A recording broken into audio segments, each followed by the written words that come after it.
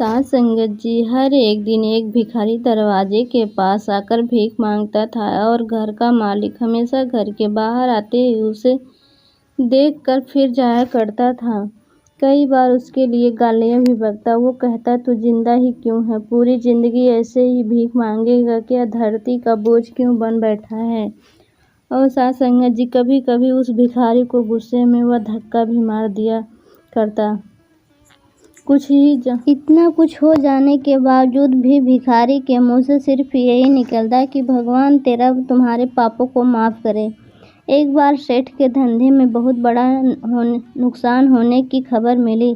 सेठ बहुत परेशान था कि तभी उसके दरवाजे पर भिखारी आया। गुस्से में अपना आप को खोते हुए सेठ ने उसे भिखारी को पत्थर मार दिया। सास संगत जी, पत्थर लगने के इस कारण भिखारी का सर फूट गया और उसके सर से खून बहने लगा। फिर भी दर्द से कहरते हुए भिखारी ने इतना ही कहा कि भगवान तुम्हारे पापों को माफ करे। भिखारी वहां से चला गया। सेठ सोच में पड़ गया।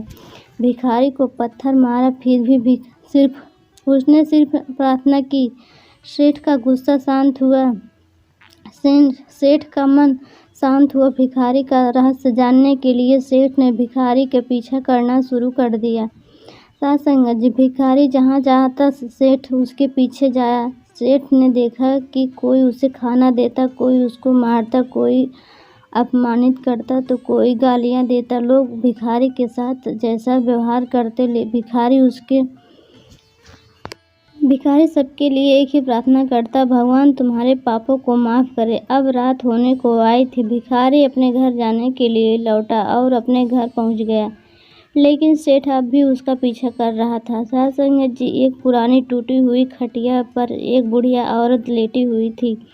काफी कमजोर और बीमार लग रही थी। वह भिखारी की पत्नी थी। अपने पति को वापस आता देखकर खाट से उठ खड़ी हुई। पत्नी ने अपने पति से भीख वाले कटोरे में देखा, जिसमें सिर्फ आधी रोटी बासी थी। उसे देखकर वह बोली, आज बस इतना ही मिला? और हाँ, आपके सिर से खून कैसा निकल रहा है?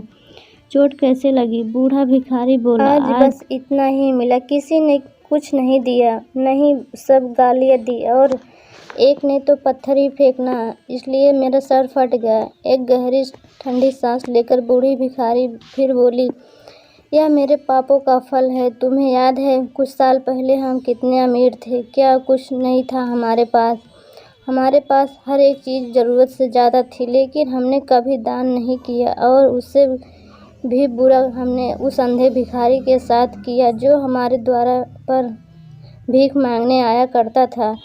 बूढ़ी पत्नी की आंखों से आंसू आ गए और बोली, हाँ, हमें उस बेचारे अंधे के साथ बहुत बुरा करते थे। सास संगत जी, उसका अपमान करते थे, उसे खाने के लिए रोटी की जगह कागज दिया करते, उसका मजाक उड़ाया करते और कभी कभी मारा भी करते। मैंने कभी उसको रास्ता नहीं दिखाया। एक बार मैंने उसके मुंह पर मिट्टी फेंकी थी और वह हमेशा खुशी देखकर यह कहता कि भगवान तुम्हारे की सजा देगा, भगवान तुम्हारे पापों की सजा जरूर देगा। उसका श्राप सच हुआ और हम इस दुख भरी जिंदगी में आ गए। सास संगत जी, भिखारी बोला, हाँ, उसका श्राप सच हुआ, इसलिए मैं किसी को बद्दुआ नहीं देना चाहता।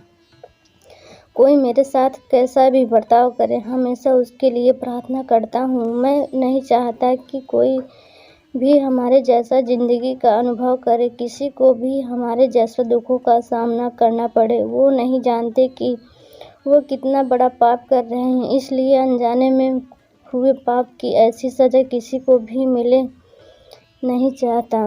सेठ वहीं पर छुपकर सारी बातें सुन रहा था। सास संगत जी, अब उसे सब कुछ समझ में आ गया था। भिखारी और उसकी पत्नी ने वह आधी रोटी मिल बांट कर खाया और भगवान को धन्यवाद बोला कर सो गए। अगले दिन बड़ा भिखारी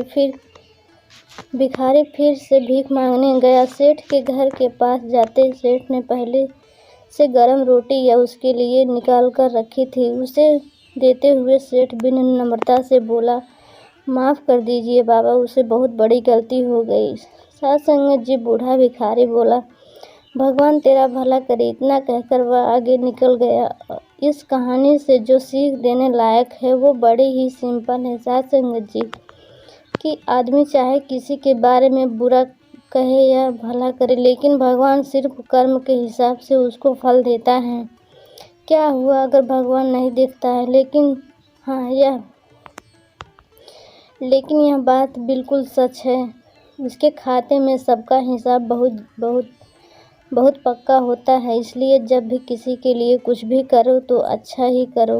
बूढ़ा साथ संगत जी, आज की कहानी कैसी लगी दासी को कमेंट करके बताना। महापुरुषों जब भी कुछ करें तो दिल से करें, किसी को इस तरह से ना ठोकर मारें। साथ संगत जी, अगर आपके द्वार पे भिखारी आ जाता है उसे भीख ज़रूर दें, तो उस सेठ की तरह बिल्कुल भी ना करें साथ संगत जी, क्योंकि उसकी किताब में सबका हिसाब बराबर होता है।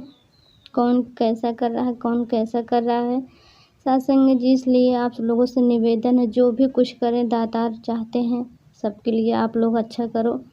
महापुरुषों मिलते हैं नेक्स्ट वीडियो में, तब तक के लिए प्यार से धन्य निरंकार जी।